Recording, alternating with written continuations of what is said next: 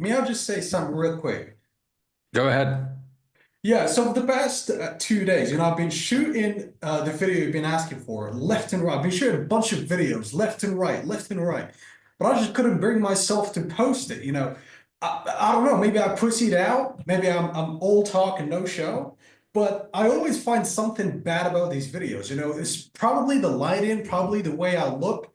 When I look at myself in these videos, my face looks ass, absolutely ass. It looks it looks super round. I don't know what it is about. I mean, you guys have that thing, that item that has a bit of a light bulb in it that makes the lightning perfect. Maybe I should get that. I went to this garden near my house just to find that perfect lighting, and I just couldn't find it. I couldn't find it. Now I don't know what to do, man. I don't know what to do. Okay. I'm glad you mentioned that. Today I'm wearing my Fidel Castro look because I Mm. want to be a dictator today. I'm in the mood to be a little bit tough today. Okay. I've got an army of child soldiers. You know what I mean? I'm going to really do some damage today, guys. So, what you said about you couldn't bring yourself to do it. I was saying this to Donnie before this call. There's two voices in your head. There's the bitch voice, and then there's the voice of the person you really want to be. And they're conflicting with each other on a regular basis. And you have to beat the fuck out of that bitch voice because that bitch voice will dictate your future if you allow it to, right? Excuses are just excuses, no matter how great they are. At the end of the day, it's an excuse. It's something that stops you from taking action. And honestly, sometimes we can really convince ourselves. We come up with a great excuse and we're like, that's the reason why I can't do it. See, that's a great reason why I can't do it. But at the end of the day, you didn't do it. You didn't do it, right? Mm. And do you want to be a person that progresses through his actions, a man of his word? Or do you want to be someone that cowers away? And this, by the way, this applies to everybody. I'm not singling you out here because I used to be that guy as well. And I didn't want to look at myself in the mirror as a coward. And I'm not saying if you haven't done this, by the way, that you're a coward. I'm just saying that we need to make sure that when we look at ourselves in the mirror, that we're proud of at least taking action, as imperfectly as it may be. Because in the early stages, you're not going to have the best setup. You're not going to have the best lighting. You're not going to have the best microphone. I gave you guys an example of myself when I built my TikTok to 100K with a crap phone in a Renault Megane, by the way, which I bought for £600, right? I wasn't sitting in a Continental. I didn't have the best lighting. The car didn't even have a sunroof, right? So half my face was dark in the car, right? So I had a crap setup. But what people actually care about more than the lighting and the video quality and the microphone quality is the message. We live in a world right now where it's changed. It's no longer about having the fanciest setup and drone shots and amazing editing. Now it's about, do I like Eunice? Does he come across as somebody that I can really fuck with, that I can learn from? Is he giving me authentic vibes here? When I watch him, can I connect with him? Can I relate with him? And that's all that matters these days. Of course, as long as you're not appearing as 2 pixels on a screen, right? I mean, if your video quality is that terrible, which I doubt that it is, then you're good to go. You have everything that you need to get going, right? So I said this on the last call that we had, guys. The first one is the hardest. The first video that you record and upload is the hardest because you're so critical of yourself, unnecessarily critical, right? You're really hyper fixating on every minor detail that most people don't give a fuck about. It's called the spotlight effect. We place more of an emphasis on what we believe people are thinking than what they actually think. Most people don't give a flying fuck. There's a little bit of darkness in the background, or that, the video quality isn't superb. Most people don't really care, right? They really don't. All they care about is the topic something that is interesting, and is he delivering it in a way that's engaging? That's all that people care about, really. I've seen YouTube videos do well of a guy walking around in a park. I've seen videos of somebody sat on a white plastic chair. Shout out to the white plastic chairs in North Africa, right? If you know, you know, right? The OG Mediterranean chairs, right? I mean, the setup doesn't have to be amazing, but it's about the person, right? So the first video is the hardest, but tell yourself this: if I don't do it now, then when will I do it? When will be the perfect time? What is it, July the 17th? Is it August the 28th? I mean, when is the perfect time? And the answer to that is now. Now is the perfect time. Because you'd rather start now than 3 months from now have that conversation with yourself about, what if I started 3 months ago? I would have had like 80 videos by now, 60 videos by now. I'll be way further ahead. See, the objective, gentlemen, whenever you begin anything, whether it's a new language, an instrument that you're learning, creating content, is to do as much of it as possible, as quickly as possible. Fail as much as possible, as quickly as possible, because that's how you can improve as quickly as possible. Someone that has made 30 videos in 30 days will be far better, far quicker than somebody that's made 2 videos a month for 6 months, right? So ask yourself this question: how quickly do I want to improve in said thing, whether it's a language, an instrument? How quickly do I want to progress at it? And if the answer is as quickly as possible, then the volume, the input needs to be as quick as possible. So the first video, especially the first video, you shouldn't overthink, because the first video is just one that you got to get out there, right? It doesn't have to be perfect. Just get it out there. The second will be better than the first. The third will be better than the first. The fourth will be better than the first, right? But you got to do the first to get to number 4, to get to number 7, to get to number 8. Right. So, look, in fact, Alfie could tell you this. I don't know how many videos you've uploaded now, Alfie. I assume it's probably more than 50, 60 on your YouTube channel, right? I think, yeah, it's over 100 long format, but over the past 40 days, there's been 40 videos. And like you said, the first Share one, your experience. What was the first one like? I mean, the first ever video I made. Yeah, the first ever video. I even post it in the Skool community if you guys want. It's dog shit. It's absolutely dog shit. But in order to improve, like Ali said, you just have to do it and you put yourself out there. There's an Albert Einstein quote that sits with me. The definition of insanity is trying the same thing over and over again and expecting a different result. If you don't do something different, you're not getting different results. You just got to, like, one day, just go, right, I'm going to make the video, post it, put it out there, go again, go again, go again. Like you said, you were sat in your car, half the face was not lit up. It wasn't an overly impressive car, but you still captivated people with your message. And Eunice has got interesting things to say as well. So I don't want to hear anything about like no message or anything like that. You're an interesting guy. That story you told about the 2 brothers who took advantage of the gold rush, you captivated the audience. For those guys that weren't in the call, we had like a speaker session where we all had a turn at speaking for 6 or 7 minutes, and Eunice had a really good crack at his, and it was interesting. But it's just about getting the camera on and going. Like you said, that's what I've been doing for over 40 days now. I think there's been a video a day. I've just filmed 2 before this call. I've just done. I watched them. I watched your latest videos. I mean, you've been going crazy at it. I mean, every day you post 2 videos. I don't know how you do it, man. But yeah, there's something I want to say about something Ali said. You said, Ali, that it's all about the message. It's not about how you look, right? It doesn't matter how you look. It's the message. And when I watched my videos that I shot today, I asked myself, why would people be interested in my story or the things I have to talk about, the things I talked about? And when I compared my videos to your videos, I saw a huge difference. Like the way you speak and the way you talk, people are, I can't start a video of yours and leave midway. I just can't do that. You have a way of attracting people. Probably I don't at this point. Maybe that's something I have to learn. Well, all you got to do, brother, is go back to my first few videos, and I wasn't as good as I am today. And look, you got to believe in your own uniqueness as well, and your own, how can I put it? Your own take on things, your own style, your own swagger, because everybody has one. And, me and Alfie at least have recognized your ability to communicate really well as well. You don't see that in yourself right now because you haven't had enough swings at the bat, essentially, to really be able to receive some, feedback from your videos. Because right now, the only opportunity that you have to really share your communication skills is on these calls, which is fantastic, which is great. But the good thing about creating content is that you get quick feedback. You create a video, even if there's 5 or 6 views, there might be 1 comment, you know, that surprises you out the blue, where someone says, great video, man, I really enjoyed how you broke this down. And that's great feedback.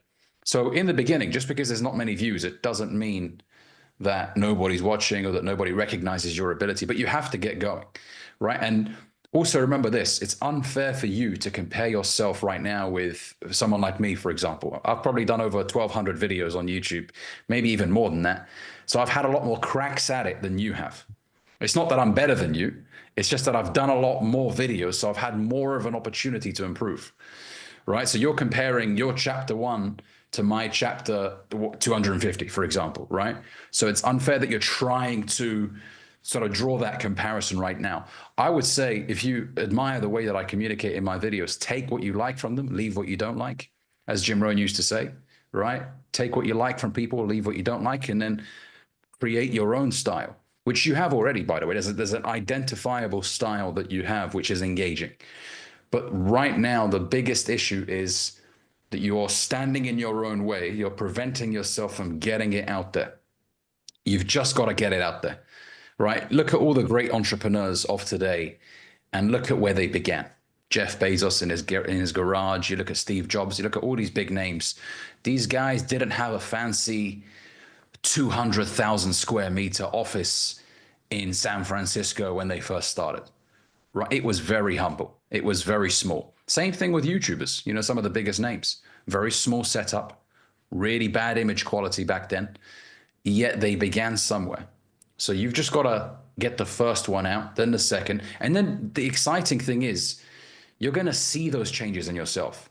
You know, sometimes just for the sake of it, I might click on my YouTube channel and just scroll down to a year ago and just watch one of those videos. And it's nice to see that there's been some changes there, right? That I've refined a certain way of doing things. So you will notice these improvements over time, but you've got to give yourself the opportunity to improve. And you're not going to give yourself that opportunity if you're not posting those videos. Alfie, did you want to say something as well? I was going to ask you, but you already answered it. I was just going to say, to further your point, Ali, how many videos have you made? If you had to put a number to it. But that's I mean, on TikTok, I've made It's in the hundreds. so many, hundreds, if not over 1,000 really on TikTok alone. Because there was a period where I was going ape shit with it, 5 videos a day. And that allows you to improve a lot faster, especially TikTok, because with TikTok, I used to actually record videos on there directly in under 60 seconds. So I had to think about how I can get that message to be punchy and very easily consumed in 60 seconds. YouTube obviously is a lot more relaxed. People can be listening to me as they're driving. So it's more of a conversational mini podcast. So I could take my time with that. But you just got to get things going, man. You just got to get things going. But, you know, guys, with the first one, do not overcomplicate it whatsoever, honestly. Yeah, you know, Ali, you spoke about your mentee, the guy named Jack, who's 20 years old from Australia. You know, when you talked about him, I know the guy, and I watched 40 videos of his, and I just, at the back of my mind, I was like, yeah, it must be him, but I had to be sure it's him. He talks about the no-fat movement, right? And you know, the thing that he has in common with you is that when you watch his videos, you feel like you're his friend. Right? See, when I'm watching your video, I feel like I'm your friend and that you're talking to me directly. And that's something to learn. But thanks for answering my questions. And I'm going to act on everything that you've said.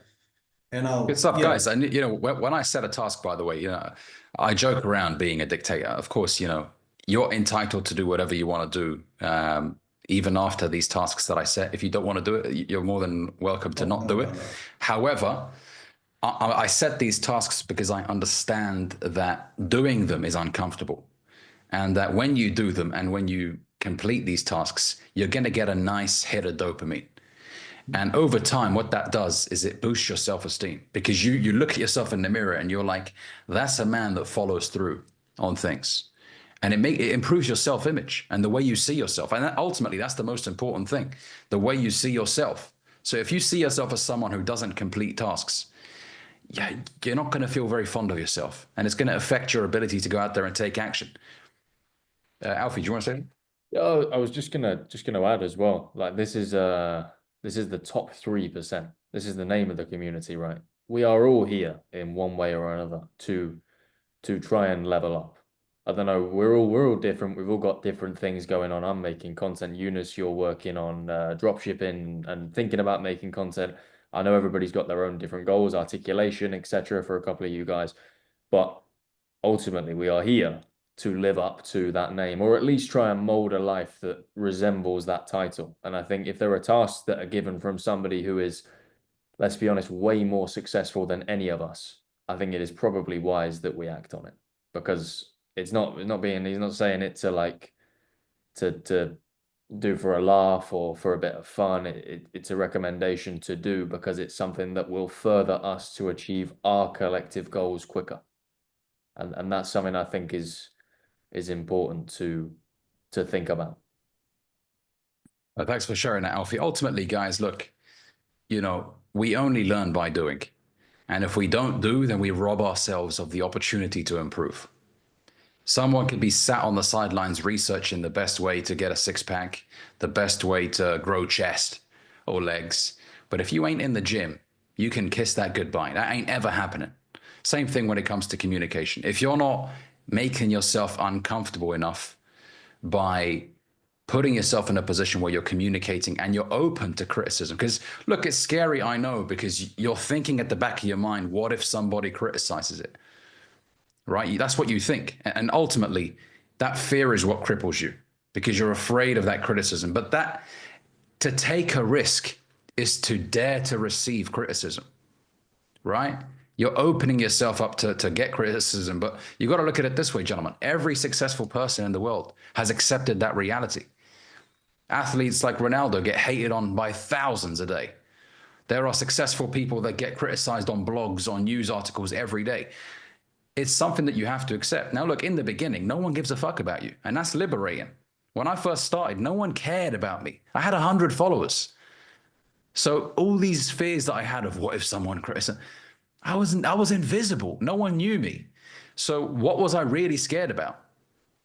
Right? So that's the thing. We overcomplicate the criticism aspect and what if someone laughs, but you got to start somewhere.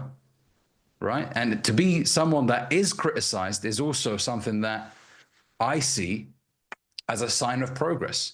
Because if nobody is even looking at you and criticizing you, that means you're not doing anything. Right? Well, Jeff Bezos has a very famous quote where he says, if you don't want to be criticized, do nothing, be nothing, something along those lines. And you won't be criticized. Jim Rohn used to say, you could sit safe in the corner, right? Away from everybody. You can have a very safe life. But what kind of a life is that? So you have to take that bold decision and risk being criticized. It doesn't mean everyone's going to hate on you and everything like that. No. But, you got to accept that reality, gentlemen. It's just life. Okay? But I want to quickly jump into the training that I have for you guys today, which I believe is a good one. The title is 17 Things That Confident Men Don't Do. It's important, of course, to learn what to do in life, but also what not to do as well. And this ties into overall demeanor, the way you carry yourself. It's not solely linked to style and how to dress up and things like that. It's 17 things that confident men don't do. Okay, so the first one that I wanted to speak on is they don't have a weak handshake. There's nothing I dislike more than a floppy handshake.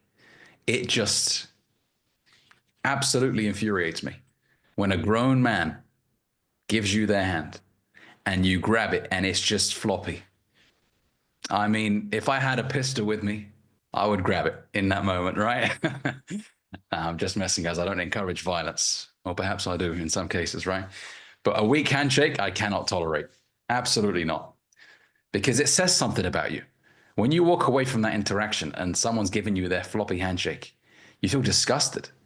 You just want to wash your hands with water. There's something repulsive about it. It's like this man is just, there's no horsepower. There's no energy put into it. And it's actually a reflection of the state of men today. I spoke briefly about this a while ago. The average pressure of a man's handshake now has dropped by approximately 40% compared to the 80s, right? And the average handshake pressure of a woman has increased since the 80s, right? It's become almost like a I don't want to call it a dying art, but there's something about meeting another person and first of all going in for the handshake. A lot of guys don't even have the confidence to go in for a handshake. It's almost like they're scared of doing it. You know, I encourage the activity of, if you're in a new environment, you walk in, you introduce yourself. Don't wait for someone to come to you. Don't be passive and wait for someone to come and say, oh, hi, my name is. No, you go out there. If you're in a new room you've never been in before, go, oh, hi, nice to meet you. My name is. Firm handshake. And I'll mention the other thing as well, the next point, which ties into it. But a firm handshake, you introduce yourself to everybody in the room, it leaves a statement on people.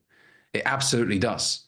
People never forget a man who is confident enough to walk into a room and introduce himself to people.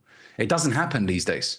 It really doesn't. People are passive, grown men in the corner like this. They don't want to be seen. You know those memes of like a Labrador that gives a side eye to his owner? It's like that. It's like when a dog gives you the side eye, right? It's like they don't want to be seen looking at you. And that's the state of men today. They're so nervous. They don't want to be seen. They want to hide away. So when you walk into a room and you give somebody a firm handshake and you introduce yourself, man, it impresses people.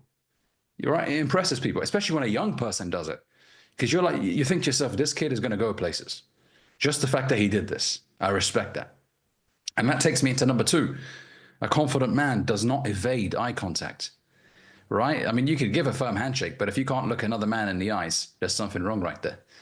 So eye contact is something that is important. Now, look, I'm not telling you to give someone a death stare, right? But there are guys out there that cannot look another man in the eyes. And it's worrying. It's worrying, right? That is the case. I have my theories on it. I think a lot of it has to do with severe porn consumption amongst men. Right? Because it's almost like, you know, people are looking at you and they can almost see some of the deviance that you've been up to. So when you shake somebody's hand, you don't want to look out of shame almost, which I personally believe in, right? Social anxiety, you could call it that as well, because most guys lock themselves in their apartment and they never go out and meet other people. Right? Or they've been sheltered their whole life. Maybe they've grown up in a home where they've got 5 sisters. So they don't have enough men in their life. They don't go out with their dad enough. Maybe dad's always working. So they spend most of their time at home with mum and the sisters. So they almost adopt these feminine traits of being like shy, blushing, almost like you don't want to be seen, right? Because look, I'm saying all this stuff and it may sound like a joke, but it's real. If you've grown up in an environment where there's mostly girls around you, dad's not around to give you that tough masculine love, he doesn't take you out with him to meet other men, then you're going to grow up being shy and reserved. And people will notice that. So confident men have a firm handshake and eye contact, the ability to keep it as well. It's very important. When you're in an interview and the interviewer is asking you questions, don't look at the floor. That's a sign of you being unsure of yourself. When you're on a date with a girl, if you cannot even look at her eyes for 2 seconds, she's going to think this man ain't used to this. And when women think to themselves, he's not used to this, they get turned off by you. It's like, yeah, he doesn't really meet women, this guy. They can sense that weakness on you. Now, I'm not telling you to look into her eyes for like the whole date with your eyes wide open like a heroin addict. But if she looks at you, look at her. If anything, if she turns away first, that's better for you, right? If she's shy and she looks away, you might think of that as, oh, she's looked away, is she nervous? No, it's just women get shy like that, right? So eye contact is something you might underestimate its importance, but it really does say a lot about you. You know, these detectives and these investigators, when they're analyzing someone's body language, it tells a lot. Body language reveals a lot about you. So you might think, oh, I'm not saying anything, so people have no idea what I'm like. Believe me, they look at you. And if they look at your body language, they can assess how confident you are. And I'll touch on that in the next few points that I have on there as well about body language, because it ties into this. But people do notice, believe me. Point number 3 is confident men do not apologize excessively. Oh, sorry. When you're Mr. Sorry all the time, you're a loser, right? Only ever apologize if you've done something serious. But if you say sorry for the smallest little things, you become a weak man. You always apologize. Oh, sorry. What does that show about you? Because it shows insincerity as well. Because are you actually sorry? Or are you just saying that because you're afraid of conflict? You're so terrified of the smallest little bit of conflict. Oh, sorry, right? No, guys, we can't act this way. If you've done something severe to upset somebody, apologize. A real man does apologize, of course. But if it's, you know, for example, you're pushing your trolley in the supermarket, you accidentally hit somebody, you know, of course, your instinct is to be like, oh, I'm very sorry. Or you could just put your hand up, be like, and just keep pushing it, right? Because the thing is, when you always say sorry, it becomes who you are. And even the smallest things you start apologizing for. And it just gives off that really weak energy. It really does, guys. Okay. Only apologize if you've done something severe. You know, when I see guys in relationships with a woman and they're so terrified of her, they're terrified of making her upset. And they're always like, oh, I'm sorry, honey. I mean, you guys have probably seen this as well. That guy who's around his girlfriend and he's always afraid of her and he's always apologizing for the little things that he does. You know, he reverses into a space. He's out with her. He reverses into a space and, you know, maybe it's a little bit tighter on her side. Oh, sorry, honey. Sorry. No, man, don't be Mr. Sorry constantly. It's weak. Only apologize if you've done something that is serious, okay, that has really upset somebody. Take the blame for that. But little things, don't be Mr. Sorry all the time. Okay, it's weak, pathetic behavior. Point number 4 is confident men do not fidget or squirm. This ties into the body language, which I was speaking about.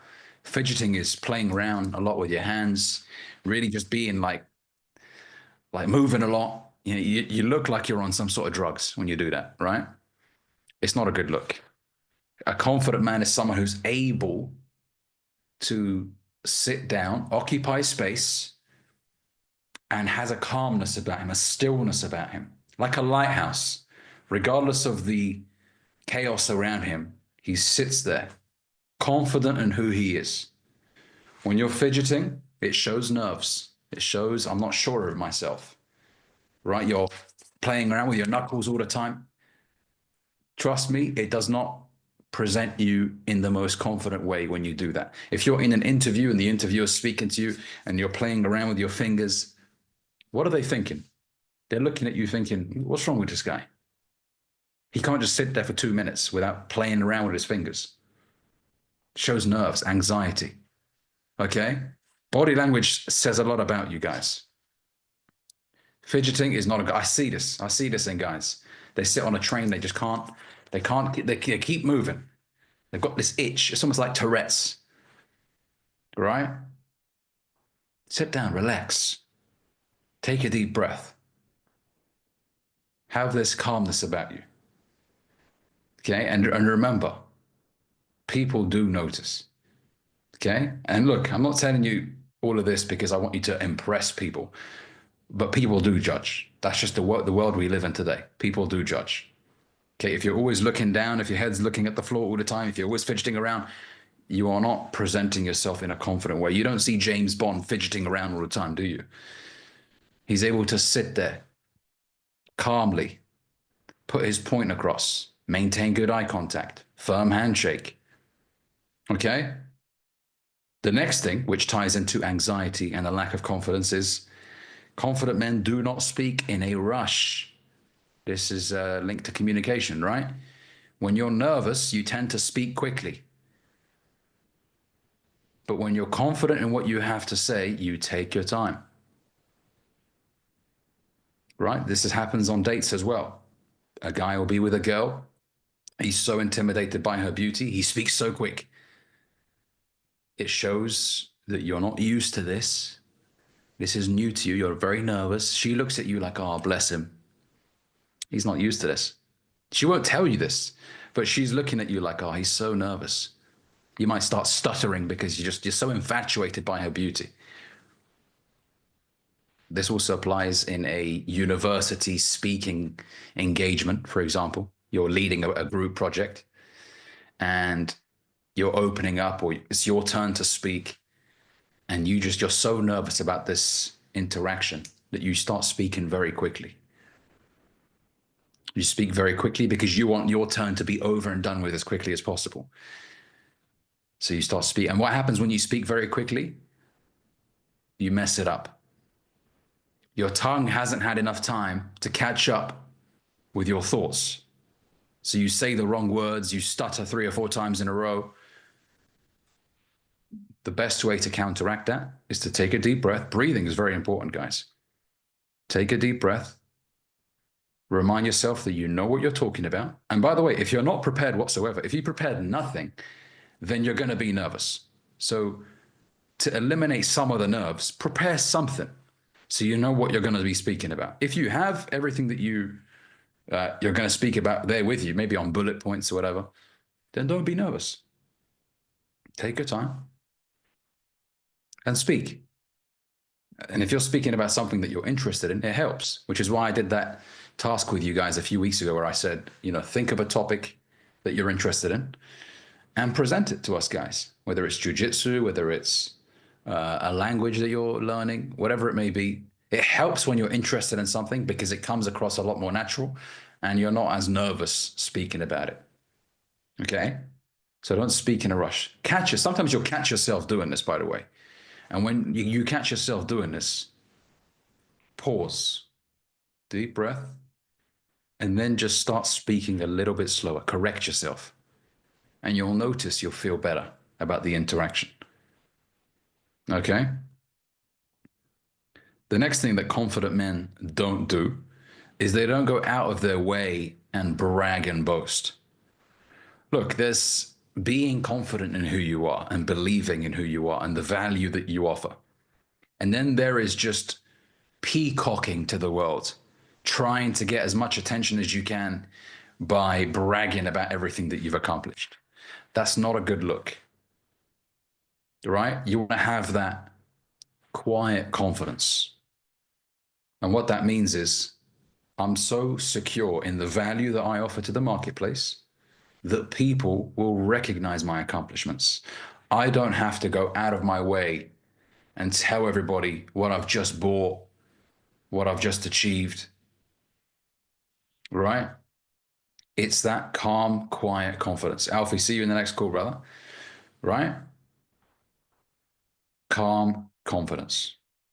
Don't lead with what you've accomplished. People will see that. If you've accomplished a great deal, people will see that. The next thing, gentlemen, that confident men don't do is they don't chase validation.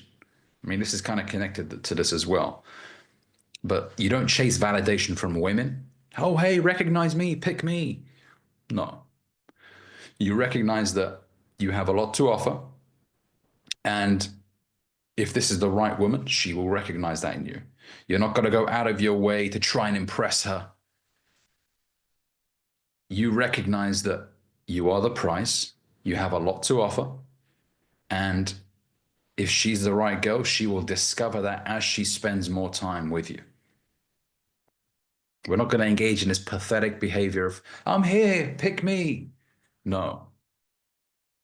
I have one question I always pose to you guys, which I want you to think of in many different situations. Look, even though James Bond is a fictional character, the reason why we talk about him a lot is because he's somebody that a lot of men aspire to be like.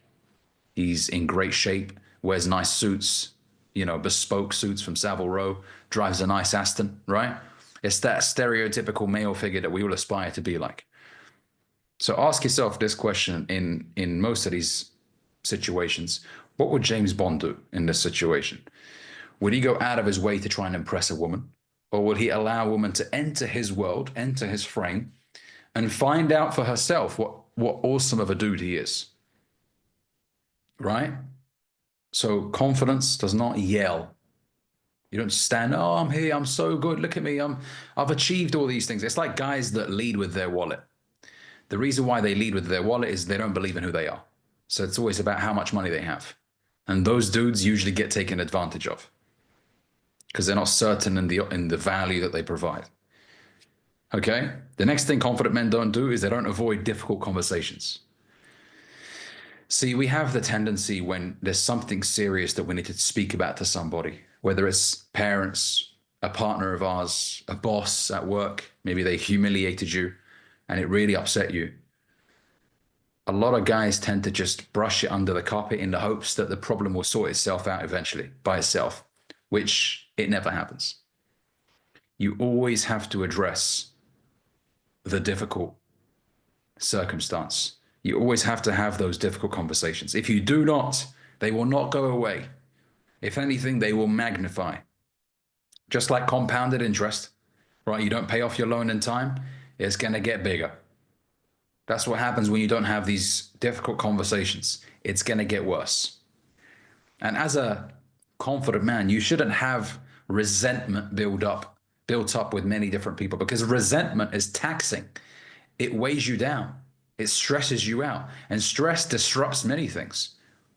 Stress disrupts your creativity. It affects your creativity. When you're always stressed, you can't be creative as much as you will be if you weren't stressed, right? It affects your health. It affects the way you see yourself. So a confident man recognizes that, okay, this problem won't go away if I just keep running away from it. I need to confront it head on. Maybe it's my partner. I don't see a future with her. I need to sit her down and respectfully end the relationship. Maybe it's a manager at work. They humiliated you. They said something to you that embarrassed you in front of other people. You got to have that conversation. Otherwise, they'll keep doing it and then they'll fire you anyways. And you'll feel like a dickhead walking away after being fired. I should have said something. It will eat you alive. So whenever disrespect happens, you immediately check it. You immediately have that conversation. If it's something that's been lingering for too long, cut it off. What I mean by that is have that conversation and sort it out. But holding on to resentment and avoiding these conversations is not going to do you any good. For your own sake, tell yourself this, for my own sake, I'm going to stop running away. I'm going to have this conversation, and whatever comes of it, comes from it. Even if the outcome isn't what you aspire it to be, at least you can respect yourself and say, well, I tried. I had that conversation. You feel better about yourself when you do that, instead of, oh God, running away from it like a coward. Okay? The next thing confident men don't do is they don't blame others for their problems. Believe it or not, age does not signify maturity. There are a lot of older folks that are still blaming people for where they are in life. If my dad would have just given me a loan when I was 20, if my wife wouldn't have, if my manager would have just given me that promotion, if this would have, that's childlike immaturity. Nobody owes you shit in life, gentlemen. You are exactly where you need to be, where you deserve to be. So if you're broke, I'm sorry to say this, you deserve to be broke, because you have engaged in a series of decisions that have led you to where you are right now. Nobody else's fault. Yeah, you might have been dealt a bad card because something unfortunate happened. The company that you were working for shut down. That's not really your fault. But how you respond in that situation is up to you completely. Now, you could throw a tantrum and you could say life is difficult, and you could start drinking loads of alcohol, or you could start blaming other people for that. Or you could say, well, fuck it. It is what it is. What can I do now? I need to make some money. All right. You don't have any pride or ego. You call up your friend who works in a warehouse. You're like, bro, link me up. I need to start working. I just lost my job. So where you are in life right now is a result of the decisions or lack of decisions you've made in the past. And you've got to take complete ownership of where you are, because otherwise you won't change. You'll stay where you are. Believe me, I know a lot of people that are in the same predicament they've been in since 2018, and it's now 2025, because they keep selling themselves on this bullshit reason. Oh, I'm here because the government, you see, if the conservatives would have if they wouldn't have done this, then I would have. Just bullshit, childlike excuses. That's not how a man lives his life. A man owns his L's. You started a business, you put 10 grand in it, you lost everything. It's an L, and unfortunately you have to take your L. You can't keep talking about why it's somebody else's fault. People will look at you eventually and be like, just shut the fuck up. Why did you even start a business if you couldn't handle potentially losing your money? You paid that price. You put that money in. Accept your L.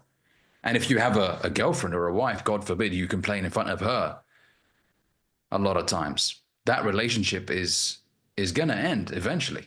If you don't sort it out, if you don't check yourself, if you keep complaining in front of your woman, she will lose attraction for you. She will look at you and think, I'm not with a competent man.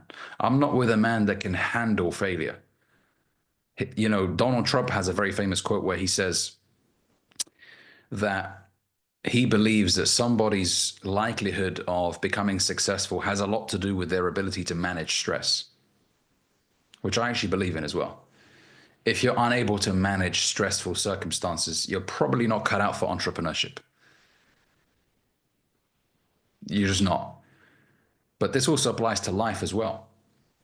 If you are unable to navigate your way around stressful circumstances, then you will always be seen as a child. Because when you're a child, nobody punishes you for being upset or for crying when things don't go your way, because you're a child. People have sympathy for you. He's just a kid.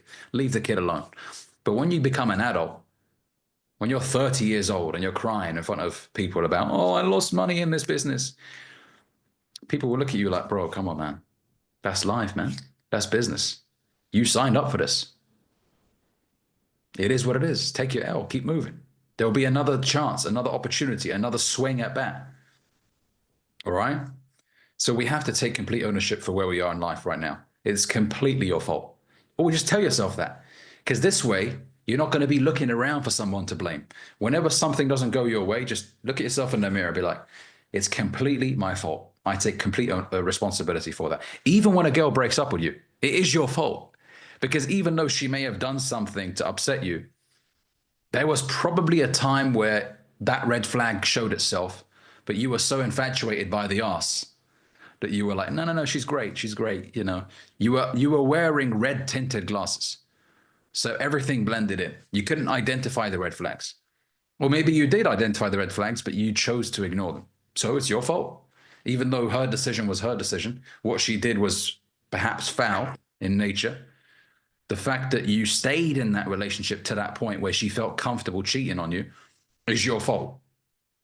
The fact that it got to a point where she asked for space is your fault, because you probably were too suffocating, too needy, and she felt that and it repulsed her. She's talking to her friend on the phone. Oh, here he is calling me again. Girl, he wouldn't give me any space. They do that, women.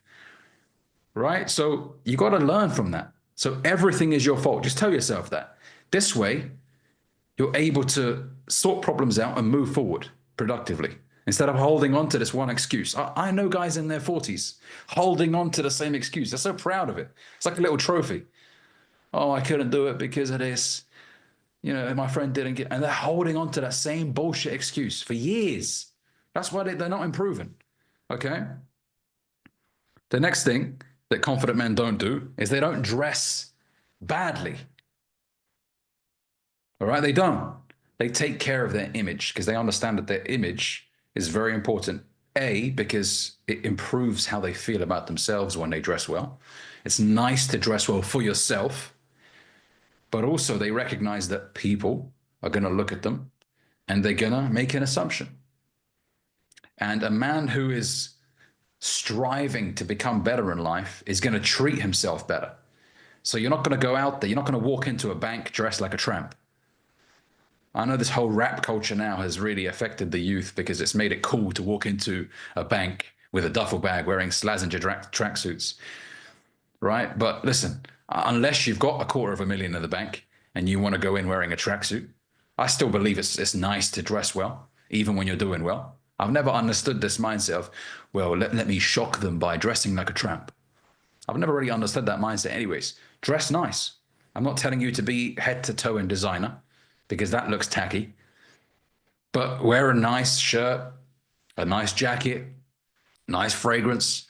Treat yourself with respect. People will treat you with respect. Every time I travel, and this is me, maybe I'm a bit extreme with it, but every time I travel with a suit. I take it back to the 60s, right? And I feel good about it. This is me in general. I wear suits all the time. But my God, do airport staff really appreciate somebody wearing a suit? Even if you're not flying first, they will treat you like you're flying first class. I've received upgrades in the past because of the way I was dressing. They looked at me up and down, that sir, come this way. We've got an available seat at the front. I didn't ask for it. I wasn't wearing it as a tactic. Well, if I wear the suit, they'll give me. No, it's just me. I like dressing well. And I noticed that people appreciate that too. Older couples, whenever I see an old couple here in the UK, man, they really appreciate it because they lived in a time where teenagers were dressing nice. Now you go out there today, you see teenagers wearing tracksuits, smoking a pink shitty vape, standing outside Greg's. It's sad, the state of the world today. We've lost the, you know, the importance of dressing well. We've lost that. You know, you look at some of the clips from the 60s and 70s in London and you see how nicely people dressed. Even the young folks. New York, same thing. Italy, same thing. Now most of the youth today dress like tramps. I'm sorry to say this, but that's what I've observed myself. Right? Now you can sit here and be like, oh, Ali's style is subjective. There's certain things that are never going to go out of style. Right? Like a nice fitted shirt, a suit. You don't have to wear a suit every day. Look, this is a safari jacket that I'm wearing right now. It's not a suit, but you see how it's still presentable. It still looks nice. I'm not wearing a tie right now, but the shirt that I'm wearing still looks nice. It matches the color. The color coordination between the green and the navy is nice. Right? So do it for yourself. Dress well for yourself, but also remember that when you dress well, people will treat you differently. You're not going to be given those stares. You're not going to be followed around the store when you're dressed a certain way compared to if you were dressing poorly. Okay?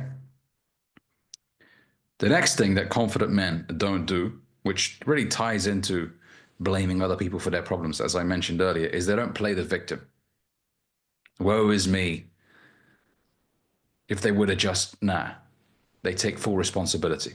Okay, I'm going to move over that point because I spoke about it really in the other point that I mentioned.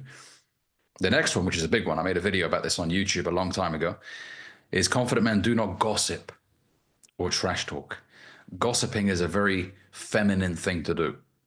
Oh, have you seen what this guy's been doing recently? Low-level conversations, low-vibration conversations about what another man is doing. As a saying, losers focus on winners, and winners focus on winning. Winners are just focusing on winning, but losers are focused on winners. They're sat there talking away. You know, I think what he's doing is wrong. I think criticizing, but they're down here, and the winner is up here. There's another saying, you'll never find a successful person hating on you, right? Because they understand what it takes to become successful. And successful people are usually looking to encourage other people to become successful. People that have given up on their dreams will try and talk you out of achieving yours. And you got to be careful of these people. These people are what we call dream stealers. And sometimes they don't have any ill intention. It could be mum and dad. It could be a cousin of yours, an uncle. Sometimes they don't have evil intentions. But if you cave in and you listen to them, then they will potentially rob you of achieving a great career for yourself. Always tell yourself this, does this person have what I'm looking to have one day as well? And by the way, it doesn't mean money only. Money is a byproduct of somebody becoming competent in their line of work. I'm talking about, does this person have the physique, for example? If your uncle is in great shape and he's giving you training advice, listen to him because he has the body that you want, right? If you're, I don't know, a good friend of yours is happily married 7 years in and he's giving you marriage advice, listen to what the guy has to say. Right? But if they don't have any of these things, if your uncle is a fat fucker, big ass belly, and he's like, nah, you know what? Creatine's crap. You know what? I wouldn't take this. I wouldn't do this with your diet because it doesn't work. It's like, motherfucker, look at you. You breathe heavy when you walk up 2 flights of stairs. You want me to take fitness advice from you? So, you know, don't just bend the knee to anybody and just take advice from anybody. Always tell yourself, does this person have at least something even one thing that I could learn from, that I could implement into my own life. Okay? But whatever you do, gentlemen, do not become that gossiper. Because whilst you're spending time gossiping away, those people are getting things done. They're progressing. They're calling clients, they're calling potential suppliers, they're getting things in motion, and you're gossiping like a woman in the corner with your friend. And there's grown men doing this, 40s and 50s, to this day, gossiping about what another man has done. Low level conversations, low vibration conversations, pathetic. Loser shit to do. And that's why I said to you earlier, Eunice, about, criticism as well, by the way. It is what it is. There's always going to be people that don't like what you're doing or the way you're doing it. But a lot of the times what it is you remind them of something that they didn't do. There's a saying also, haters are confused admirers. Something about you they really like, but they can't bring themselves to compliment you on it. Maybe they also wanted at some point to create content or to create a business or to do the thing that you're doing. Maybe they had that dream themselves one day, at one point in their life, but they didn't act on it and you're acting on it. So you're essentially a spotlight showing them what they could have been, what they could have been doing. So they will type away, agitated, frustrated at themselves, not you. It's never personal. These comments are never personal because they don't know you personally. They're just mad at themselves and they just, for example, I've had people before comment on my videos saying, why is he putting on that voice? Which I find hilarious because this is how I speak on camera, off camera. This is me. But some people can't seem to wrap their heads around how I can speak well. Maybe it's my skin color. Maybe it's my name. Why is this brown bastard speaking this way? Right? Maybe it agitates some people that way. Right? It is what it is.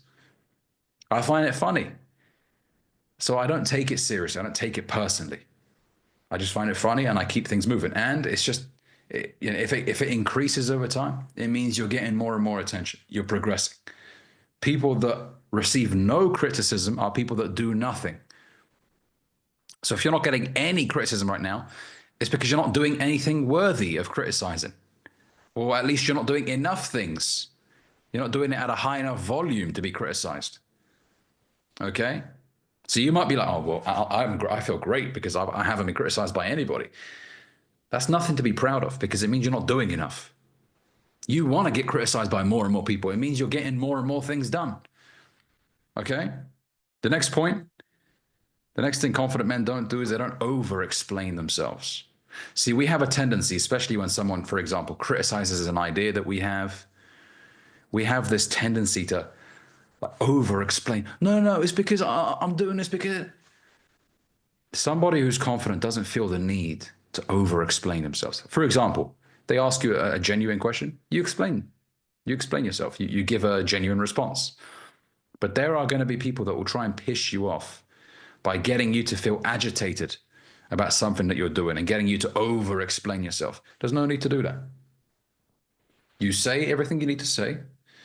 And if they come at you with BS questions that are not founded in genuine, curiosity, you don't answer those questions.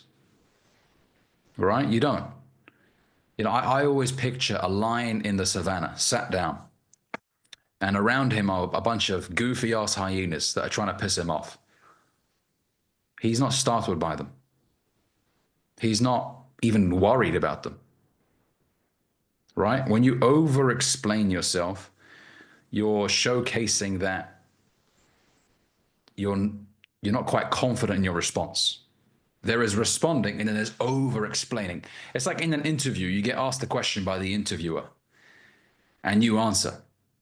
And then you see the interviewer be like, okay. But then you carry on talking. And what happens when you carry on talking is you start saying some shit that's completely unrelated. And then you notice the interviewer is looking at you like, almost like, well, you made your point. Well, what are you fucking trying to say now? I'm confused. Where's this going? And that's because you're so nervous about your original response. You don't feel like it's good enough. So you carry on waffling. You carry on saying more words to hopefully try and sound more impressive. Am I making sense here, guys? right? It's the same thing when it comes to women, for example. She asks you what you do for a living. You say, oh, I'm a data analyst for this company, right? And then she starts to dig in. Yeah, but isn't that, you can answer, but then some of them will try and piss you off for a reason. They want to see how you take criticism. And the best way to respond to criticism is to ignore it. If it's a dumb comment, you ignore it. You don't respond to everything. You need to know which things are worthy to respond to and which things are not. Okay? The next thing that confident men don't do is they don't fear silence. Right? They don't. They're very comfortable with pauses. This applies in many settings. On a date with a woman, when things get a little bit quiet, I've spoken about this before, you don't feel the need to fill the silence with a bunch of stupid words. You're calm with it. And some people will actually test you with silence. Once again, interviewers. Sometimes they won't ask you a question for a while to see how you're sat. You know, whether or not you start splurting out some nonsense because you're uncomfortable with the silence. They want to see. So you've got to be comfortable with silence. It's okay to sit around and just observe what's around you. It's okay. The world is still going to be there. Nothing's going to run away from you. Relax. Okay? The next thing that confident men don't do is they do not make excuses for their lack of progress, which really ties into what I was saying about lack of accountability for where we are in life. You are exactly where you deserve to be. And until you recognize that, nothing will change in your life. You will continue to experience the same reality. And it's only when you're sick and tired of being sick and tired that things truly change. Right now, it might be a minor inconvenience. It's like that saying, there's a story of a dog that sat on a nail, but it was just howling. But it didn't get off the nail. It was just making sounds, like sounds of discomfort. But it didn't move, which essentially says that it was just a minor inconvenience to the dog. If it was a true enough pain, it would jump off the nail. It wouldn't stay there experiencing that pain. And some of us guys, we experience something right now that we dislike, but it's just a minor inconvenience. It's not really something that truly bothers us enough to do something about it. Right? Jim Rohn talks about the day that turns your life around is the day you experience disgust, where you say enough is enough. He talks about the story of a man that took a shotgun to his car, blew every tire, every window, said, this is the last time I'm driving this piece of shit. Not only will I never drive it again, nobody else will ever drive this piece of shit again. And he kept the car as a reminder of the day that turned his life around. So whatever it may be for you right now, are you truly fed up with what's going on? Because if you're not, you're going to continue tolerating it. Your weight, for example. You look in the mirror, you're pudgy, right? Your back is fat. You got no legs. And it's been like that for years. If you're not really doing something about it right now, then you're okay with it. And you might say otherwise. You might say, no, I hate it. Well, your actions will show otherwise. If you really hated it, you'd watch what you eat and your workouts will be different. Right? It could be your finances. You're broke every month. If that really bothers you, it wouldn't carry on this way. You'd do something about it. You'd think different. You know, maybe I need to get a second job. Maybe I need to start doing some freelance things on the side to generate a bit more money on the side. Your actions will reflect your true intent. Albert Einstein has an amazing quote, and this is one of my favorite quotes of all time. The measure of intelligence is the ability to change. I'm going to say that again. The true measure of intelligence is the ability to change. If you have not changed, I'm sorry to say, it shows a lack of intelligence. Because you know better, but you're not doing better. Right? So your actions, tell yourself this, are my actions aligned with what I want? Are my actions aligned with what I want out of my life? If they're not, well, then I got to do something. Otherwise, this will carry on, this bullshit. As Alfie was saying earlier, definition of insanity, doing the same thing again and again and again, expecting different outcomes. It cannot be this way, gentlemen. That's why, when, for example, the tasks that I set them deliberately, because I know most of you have never done this before. So I want you to do it because I know you've never done it before. And that will start a chain reaction of you doing other things that you've never done before. It's becoming a totally different person. I posted a video on YouTube the other day. To achieve new heights, you have to become somebody new. Old ways do not open new doors. You can't be the same guy you are right now and be making 10,000 a month. You have to be a completely different man to make 10,000 a month. Because if you knew how to make 10,000 a month right now, you'd be making it. Am I right or wrong? If you knew how to make 10,000 a month right now, you'd be making it right now. If you knew how to be in great shape, you'd be in great shape right now. So the fact that you don't yet know how to do these things means you need to become somebody completely different in order to have those things. The next thing that confident men don't do is they do not prevent themselves from learning new things, which ties into what I was saying right now. They are always looking for ways to develop themselves. What books do I need to read to improve? What seminars do I need to go to? You know, I commend all of you guys for being a part of this community because you've made a decision to improve yourself, to be around other people that are like-minded, to learn. You know, I appreciate the time commitment that you make to be on these calls. That's something that you should feel proud of, right? Because most people don't do this. Most people right now are probably jacking off to a bunch of porn. They're probably watching a movie. And there's nothing wrong with watching a movie. There is something wrong with watching porn, of course, right? I don't want you to be watching explicit movies, that's for sure. But, you know, a series here and there about, you know, crime or something, there's nothing wrong with that. But the fact that you guys are blocking out time every week to be on calls like this, that's great. That shows that you're open to developing yourselves, open to improve. Okay, so remember, success is the progressive realization of a worthy ideal. That's the definition of success from Earl Nightingale. As long as you are progressing at something that you deem worthy, you are a success. Whether that's improving your ability to be a data analyst, whether that's improving your communication skills, whether that's improving your abilities as a teacher, whatever it may be. Everybody has different goals. As long as you are progressing at that thing, it never stops, guys. It's not a destination.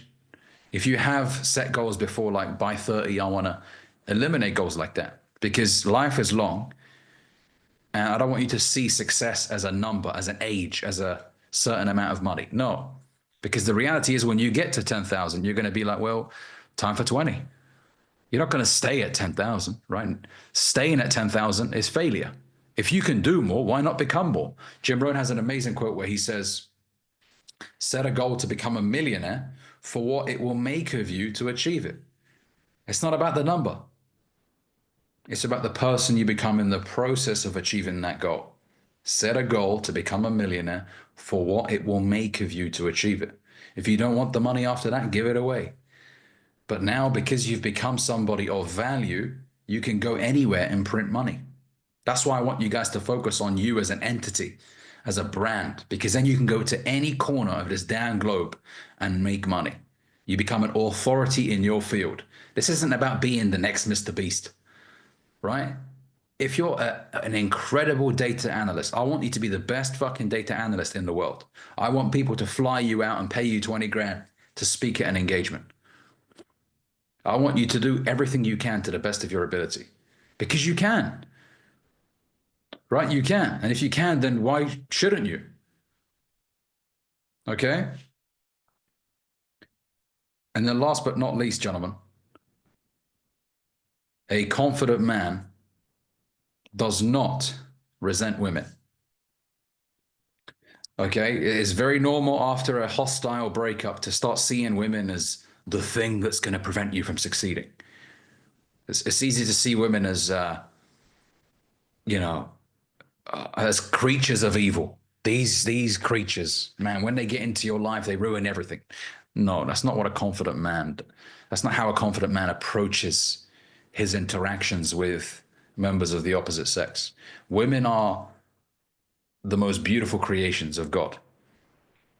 And we have been given the responsibility as men to lead women, right? A man is the leader of the household. God has given you the responsibility to take care, protect, and provide for this woman, right? The burden of responsibility that us men have is a blessing. I was saying this to Adoni before this call, right?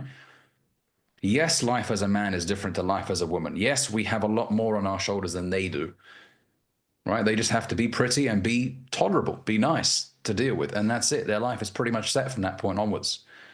We as men have to become something. We're invisible when we're broken, fat, and ugly, right?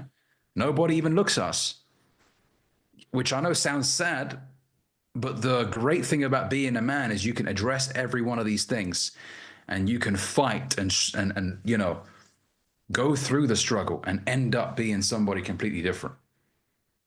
And the journey of developing yourself as a man is a journey that is sweet. And every one of us should be looking at ourselves in the mirror and be thankful that we are men, that we were created as men, that we have the responsibility to lead these women.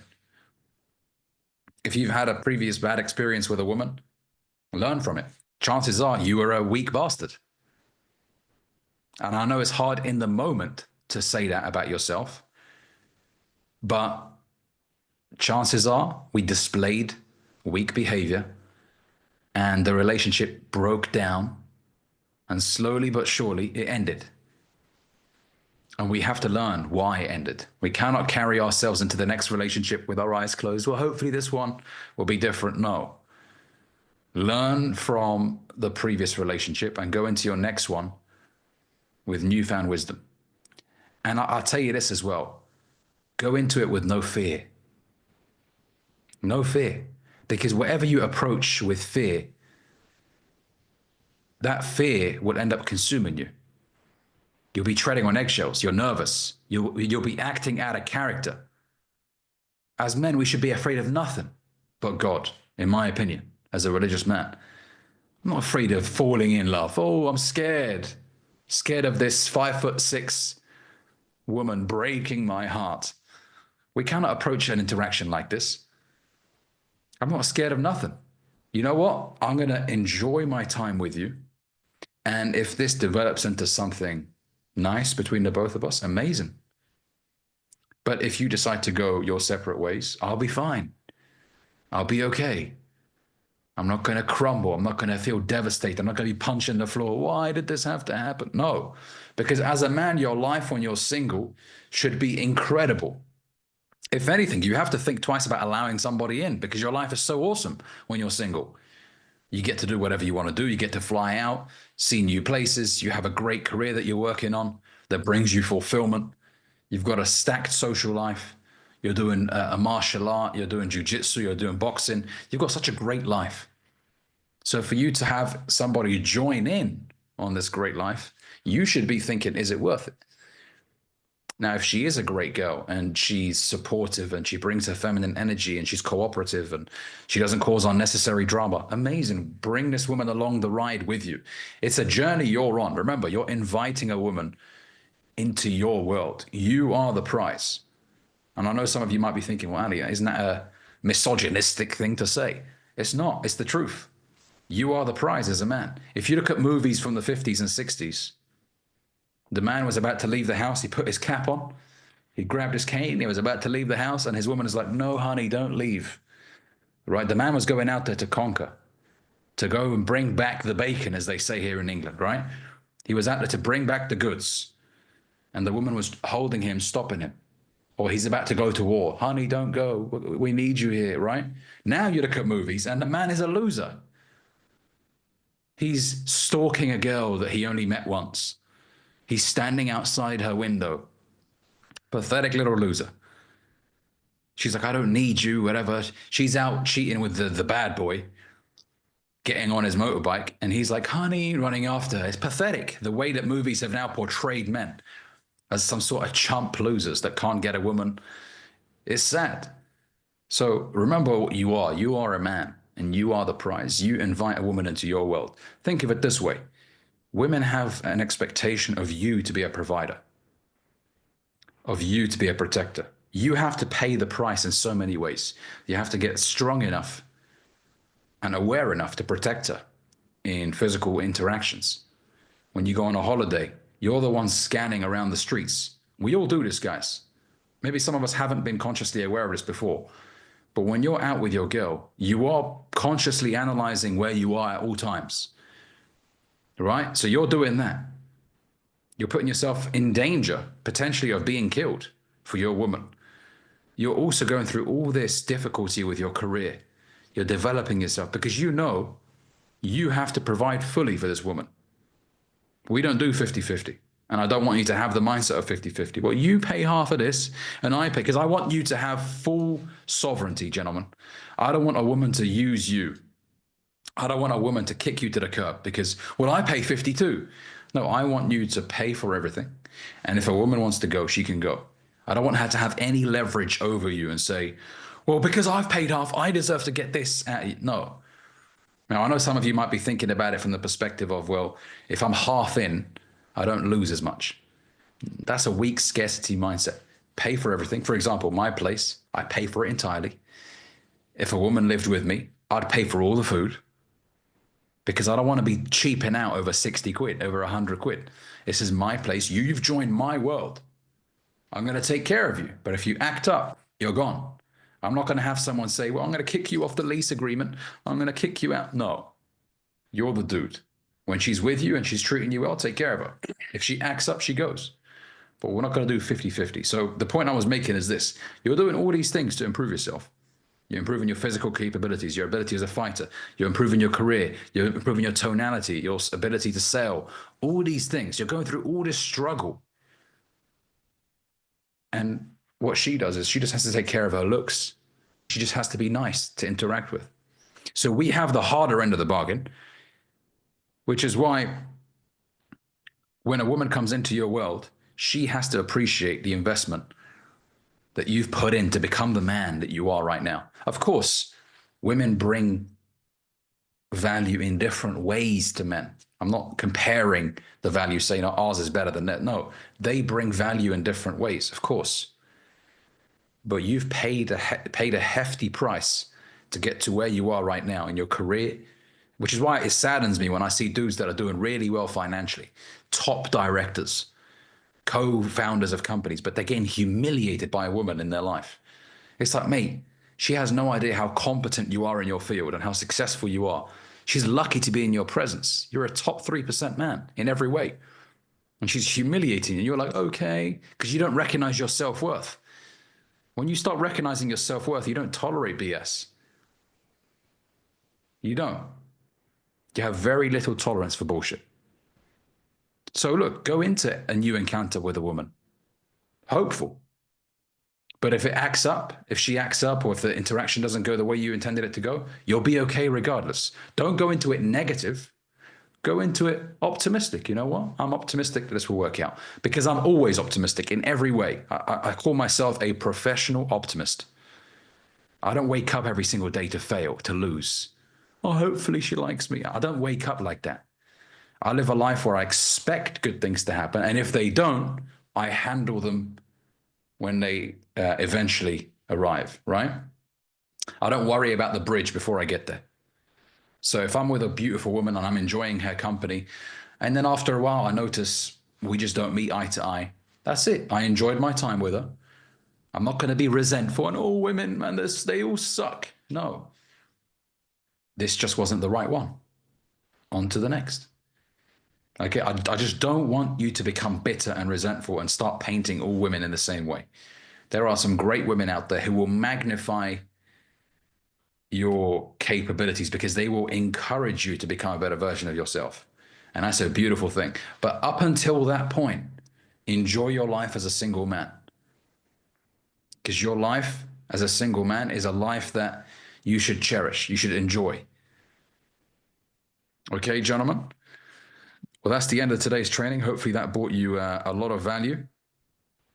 Does anybody have any questions they want to ask about the training? Anything that stood out to them that they want to share?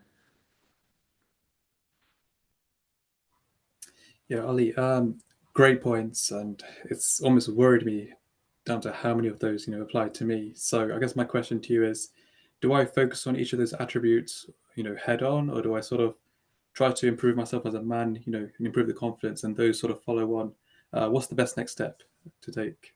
Yeah, well, whenever one of these things presents themselves, address it head on, because there's no better way than going head on towards a problem, right? So, for example, if you notice that perhaps in interactions before your handshake was a little bit weaker, go into the next one conscious of that and be like, you know what, I'm going to give a firm handshake next time. If it's a case of, for example, the style element of things, that could be very easily fixed by just wearing a nicer outfit the next time round, right? So whenever you become consciously aware of one of these things, make an immediate change, because I don't believe in slow and steady changes. I believe in go all in on the problem straight away. If you're aware of it, if you're consciously aware of that problem, go all in on it straight away, because there is no other way. That's why last week when I set the communication task, I did that because I wanted you guys to address that immediately, to get out of your comfort zone immediately, because getting ready to get ready doesn't take you anywhere. The best approach as a man is to go balls deep on something straight away. When you're consciously aware of it, because sometimes it's something that you've been doing for so long, it's a subconscious behavior now. But when you do become aware of it, for example, the speaking quickly thing, you notice you're out and about, maybe you're with a group of guys or you're on a date with a woman, and you catch yourself. You're like, why am I speaking so quick? Relax. Slow it down right there and then, because now you become aware of it. Okay, so whenever you become aware of a mistake you're doing or a problem you're doing, address it immediately. Because slow and steady never gets you anywhere, guys. Hopefully that's answered the question there. Yes, thank you. Good stuff. The way you make your points across is just incredible, and sometimes when you try to expand on some of these points, you give out these examples, and some of these examples are extremely hilarious. I've got a smile from start to finish, man. But number 7 on things that men don't do as a competent man, you said you try to have hard conversations. You don't wait. I've had an experience in my last job. The manager came up to me and he said, "Hey, Yunus, there is something I have to discuss with you, and it's extremely important, but we can't talk right now, but we're gonna have to wait for a week." I was like, "A week? No, let's get it out of the way right now." And he said, no. I caught him off guard. It was like, "Oh, no, we can't talk right now. We're gonna have to wait a week." I thought that was the most horrible thing that's ever happened to me. Torturous for 7 days. I'm thinking about what they're gonna say to me at the office. And ever since, whenever I have something to say to somebody, I just say it immediately. Exactly. Yeah, because some people will try and weaponize communication against you. So when somebody says, "I've got something really important to tell you, but I can't tell you until next week," they're doing that deliberately. It's because they want you to be paranoid about, oh, what are they going to say? And it's a masculine thing to be able to have that conversation immediately. I thought about leaving that day, man. I mean, what would you have done? Tell me. Exactly what you did. Let's have this conversation right now. But they said they couldn't. If they could, well, you can't force them unless you want to tie them up and beat them up and get the words out of them, right? Ultimately, they are free to make whatever decision they want to make. But you are also free to either walk away from that interaction completely or to at least address it, because you could have just stayed quiet and said, "Okay," and that's it. And that would have bothered you because you didn't say something. So the fact that you said, "No, let's speak about it now," that's an action that you took. Now, if that person was adamant they didn't want to speak about it right there and then, there's nothing you can really do unless you're willing to walk away and quit that job. You know what I mean? But it happens in so many different ways in the workplace. For example, there's passive aggressiveness. There are managers that will try and humiliate you by saying these little lines. I gave an example about a manager that I used to have many, many years ago. I was going to Friday prayers and I came back and he was aware that I had that time commitment on a Friday. And when I walked into the office, he was, "Oh, here he comes. Here he comes with his big swinging dick, late as well," something like that, right? And I called him out for that bullshit in front of everybody. I said, how dare you raise your voice at me in front of my colleagues? If you want to speak to me like a man in that room, in private. When I tell you, I've never seen anybody go as red before in my life, genuinely. Complete red. And he was stuttering. I'm so sorry. Okay, let's speak about it. I've never seen someone squirm like a coward, like I saw him. And at that moment, by the way, I knew that raising my voice back at my manager could lead to some consequences. But what I didn't want to do is stay quiet like a little bitch and lose respect for myself, because I care about the way I feel about me. When you don't do something that you know you should have done, you feel like a coward. And I didn't want to feel like a coward, especially in that moment when someone tried to humiliate me. Imagine sitting down like a little bastard and your colleagues are looking at you like you're some sort of a coward, like a loser, like, oh, he didn't stand up for himself. I refused to allow that to happen. So when I walked into that meeting room, this guy couldn't construct a sentence. When I tell you, he probably had the world record for the most amount of stutters in 2 minutes. He couldn't formulate a sentence. This has never happened to him in his life. So when you check disrespect quickly, you will startle these people and you will cause a change in their behavior, because they're like, whoa, I can't do this with everybody. I thought this worked on everyone. But you know, this Eunice guy, I can't fuck with him. You know, Ali, I can't fuck with him. I can't do whatever I want with him. I'm going to have to approach him carefully. And he has never, since that moment, he never did anything disrespectful to me. He was every time he saw me, good morning, Ali, just so polite and everything, because he knew he couldn't fuck with me. And by the way, this applies to your romantic relationships as well. A woman does something extremely disrespectful, you check her in the moment. I'm not saying that you become violent or anything like that. No, you can be a gentleman and still check disrespect. And if you don't see a change in behavior, you end the relationship. You end it. There is no Mr. Nice Guy, Mr. Benefit of the doubt. Well, maybe this time around she'll... No. There are so many guys stuck in this benefit of the doubt scenario for years and years and years. Oh, it's just this month it was hard for her because she had... No, I don't tolerate disrespectful behavior. If I've told you once, it's like that saying, fool me one time, shame on you. Fool me twice, shame on me. Right? I'm not going to tolerate disrespect more than once. If I checked you on it and you changed for the better, great. Because most people don't know who you are when they first start getting to know you. Some women have been so disrespectful before to the guys they were with, they think you're also a loser. So there's a phrase in gender dynamics called shit testing. Women will test your strength. That's what we call shit testing, right? So they will do things to see if you're a man and you're able to check them. And if you do not, they put you in the same box as they put those losers before you. Oh, he's a weak chump. And what will happen eventually is they'll leave you anyways, because they don't trust your masculine leadership. They don't think you're strong enough to check them. But if you do check them and they know you're serious, they'll change. They'll change for the better. I can't fuck with him. You know, I don't want to lose him. This guy's a proper man. Okay? So with disrespect, with hostility, in the moment, there and then. And you can do so in the most gentlemanlike manner without being rude. You don't have to be rude. You can do so in a gentlemanlike manner. Go ahead, bro. A story you just shared about the disrespectful encounter that you experienced. You know, you shared that story in detail in a video of yours about 2 years ago, I guess. You know, I watched that video, and the advice that you gave out, it helped me immensely. You said, whenever you experience disrespect in the workplace, address it immediately, because you only have to do it once, you said. And that's helped me immensely. Like you know, no, absolutely. Like, yeah. Yeah, because people will try and piss you off. They will poke and prod. And if they don't feel like you'll snap back, they will continue doing it. And there are so many guys sat there being poked every day, humiliated every day. And some of these guys eventually crash out in the most insane ways, of course, right? Because they take BS for so long.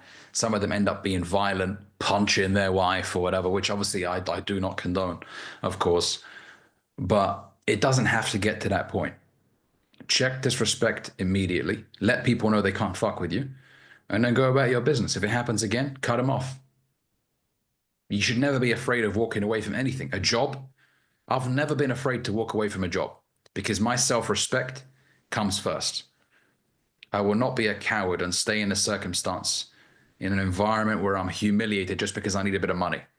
I have an abundance mindset. I know the money will come. Even if I have to struggle for a month, I'd rather do that than be somewhere where I'm told off like a little kid, humiliated like a little boy. I cannot tolerate that whatsoever. Okay, guys? Does anybody else have any questions? Samuel? I want to start off by saying I have a question on your last point. Mm-hmm. I don't resent women, but I want to put it off for now because I want to focus on my goals and becoming more valuable. Mm-hmm. Is that Well, out that's me good. being scared? No, Or no, is not at that all. me Not at being all. smart? Not at all. It's how you approach the situation, right? So, for example, if you've made a conscious decision to not be dating right now because you've got things that are more important, that's a sign of intelligence. That's a sign of maturity. Because there's a lot of guys out there that are trying to date, for example, when they're broke, when they're on universal credit. They're trying to take girls out on dates and stuff. That is stupid. Because yes, there's a saying, oh, everybody deserves a chance at love. But I don't believe in that. Not when you're broke, at least. When you're broke, you should show more love to your bank account because that's struggling. You know, and you might take a woman out on one date with the little bit of money that you have left in your account. But then you got to take them out on a second date, then third. And women, look, it's not a bad thing, but taking a woman out costs money. So if you're not in that position where you're able to take them out to nice places and date them properly, the courtship, right? As Corey Wayne, relationship coach, says, the courtship never ends. So guys get the girl and then they feel like, well, that's it. Now I can kick back and do nothing. No, it never ends. Even when you're 45, you have to date your woman, right? So especially when you're really young, I do encourage you to take a period of time to get yourself in good order. I don't mean 6 figures or, you know, driving a nice car, but put yourself in a better headspace to then be open to meeting a new woman. So as long as you don't have a negative mindset towards it, as long as you're not like, oh God, these women of today, as long as you're not being negative about it, then good. Then that doesn't stem from you being fearful or resentful of women. That's a sign of maturity. Thank you. No problem, brother. Anybody else have any questions? Okay. Well, guys, I appreciate you for coming on for today's training. It's a pleasure having you guys on here again. Adoni, welcome again to the group. Pleasure having you here. I will leave you to it tonight, guys. Enjoy the rest of your Easter weekend for those of you here in the UK. And yeah, I'll catch you tomorrow's call, mindset call. Okay. Anything you need from me, guys, be sure to message me on the Skool community tab. Okay. Thank you, man. See you next call. Thank you Take very care, much. guys. Take care. Take care. Bye-bye. Bye. Yeah, sure. Yeah.